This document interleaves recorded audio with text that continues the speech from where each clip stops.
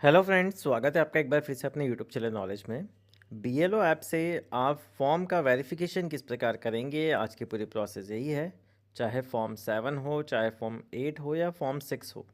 तो आइए process start करते हैं कि हमें फील्ड वेरिफिकेशन ऑनलाइन किस प्रकार करना है। सबसे पहले आपको बीएलओ ऐप को ओपन कर लेना है। ओपन करने के बाद आपको यहाँ पे एक ऑप्शन मिलता है फील्ड वेरिफिकेशन का। इस वाले ऑप्शन पे आपको क्लिक करना है। जैसे आप इस ऑप्शन पे क्लिक करेंगे, आपको इसको थोड़ा सा स्क्रॉल डाउन करना है। तो आप यहाँ देखेंगे कि आपको एक फॉर्म मिलता है जो कि है फॉर्म 8, मतलब करेक्शन ऑफ एंट्रीज़ का या शिफ्टिंग ऑफ रेजिडेंस का, किसी का भी हो सकता है। तो वो हमारे पास यहाँ पे फॉर्म 8 एक शो हो रहा है। तो इस पे हमें सिंपल से क्लिक करना है। जैसे ही इस पे हम क्लिक करेंगे तो यहाँ पे हम देखेंगे कि सबसे पहले पर्सनल डिटेल में एप्लीकेंट का नेम हमें शो होगा। उसके बाद एपिक नंबर जो उसका जनरेट हुआ है वो हमें यहाँ पे शो होगा। तो वो हमें एक बार देख लेना है। इसके बाद इसको थोड़ा सा स्क्रॉल डाउन करेंगे। स्क्रॉल डाउन करने के बाद यहाँ पे हमें उसके रिलेटिव का नेम मिलता है, साथ ही साथ मोबाइल नंबर, ईमेल आईडी, सारी चीज़ें हमारे पास यहाँ पे शो होती है।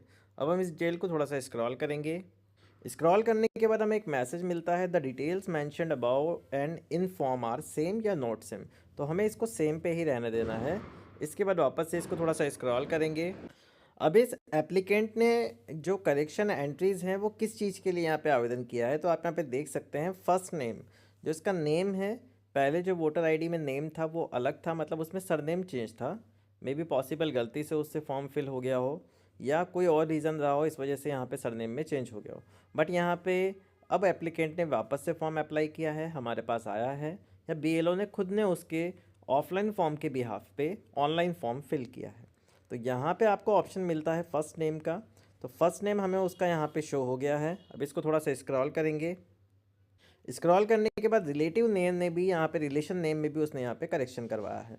तो रिलेशन नेम भी यहाँ पे हमारे पास आ गया है, बट हमें वेरिफिकेशन तो करना होगा कि इसने जो नेम चेंज करवाया है वो किस बिहाफ पे करवाया है।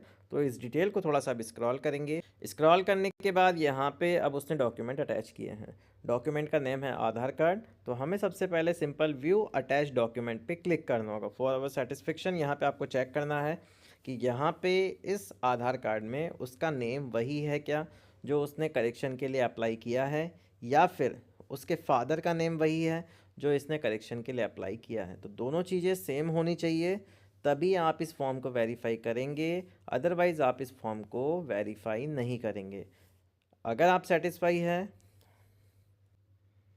तो आपको इस फॉर्म को वेरीफाई करना है। If you are not, and अगर आप यहाँ पे सेटिस्फाई नहीं है तो आपको इस फॉर्म को रिजेक्ट कर देना है। तो इसको हम यहाँ से अभी क्लोज कर देंगे। थोड़ा सा स्क्रॉल डाउन करेंगे। स्क्रॉल डाउन करने के बाद यहाँ पे एक मैसेज आता है, the address in form in attach document is same. तो मतलब ऊपर की जो डिटेल है वो सेम है, तो आपको सेम पे ही रहने देना है। सही है सारी। तो उसके बाद on field visit applicant is found, तो आपको यहाँ पे अवेलेबल कर देना है। इन केस अगर आपको लगता है मतदाता से भी कोई गलती हो गई है, नेम वगैरह की स्पेलिंग में आपको लगता है उसने कंफर्म किया आपसे, तो आप इसको नोट सेम करके एडिट कर सकते हैं। ऊपर एडिट का एक बटन विजिबल हो जाता है, तो आप वहाँ पे उसको नोट सेम करके भी यहाँ पे उसके चेंजेस कर सकते हैं। बट जब चेंज कर लें तो इसको नोट सेम ही रहने देना। ये उस कंडीशन में करना है जब एप्लीकेंट आपसे खुद कहे। उसके बाद ऑन फील्ड वेरिफिकेशन हमने अवेलेबल कर दिया है। Above details are correct and verified, इसको यस कर दिया है। देन हमें रिमार्क में डालना है वेरीफाई, एंड यहाँ पे हमें सबमिट बटन पे क्लिक करना है। हम वेरीफाई यहाँ पे टाइप कर देंगे एक बार। वेरीफाई बटन पे हम जैसे ही यहाँ पे रिमार्क डालेंगे, या आप जो भी रिमार्क डालते हैं कि मेरे द्वारा मतदाता के फॉर्म का सत्यापन कर लिया गया है, या अदर जो भी आप डालते हैं वो आपके अकॉर्डिंग, उसके बाद इसको सिंपल सबमिट करना है। सबमिट बटन पे आप जैसे ही क्लिक करेंगे, वेरीफाइड सक्सेसफुली का आपके पास मैसेज आएगा। इसको आपको सिंपल ओके कर देना है।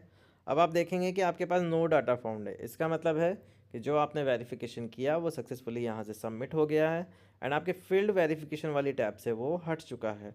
अब आप जानना चाहते हैं कि आपने कौन सा फॉर्म वेरीफाई किया था। इन केस आप भूल गए हैं तो 7 डेज़ के अंदर वेरीफाइड वाली टैब आपको एक मिलती है, वो आप यहाँ पे देख सकते हैं। उसका रेफरेंस नंबर क्या था, किस एप्लीकेंट का नेम आपने यहाँ पे करेक्शन किया, मतलब करेक्शन जो भी वेरिफिकेशन किया, तो वो डिटेल आपको यहाँ पे बीएलओ ऐप में शो हो जाती है। तो यह है पूरी प्रोसेस कि आपको बीएलओ ऐप में फील्ड वेरिफिकेशन किस प्रकार करना है। अगर आपको वीडियो पसंद आया हो तो प्लीज़ चैनल को सबसे पहले सब्सक्राइब करें, वीडियो को लाइक और शेयर करना ना भूलें। Thank you so much.